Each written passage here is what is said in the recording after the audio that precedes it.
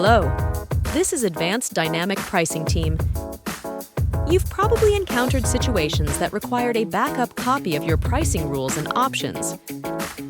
For example, to migrate the rules from the staging to the live site, or create a backup copy before plugins update.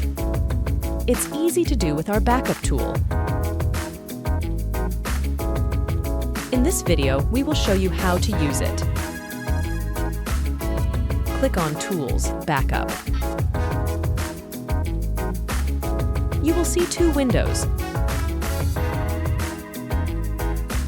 Export Settings.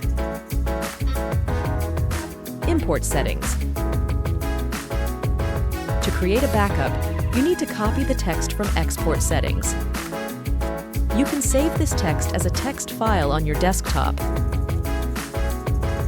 or directly paste them from the clipboard into the Import Settings field. Be sure to specify what type of settings you are importing.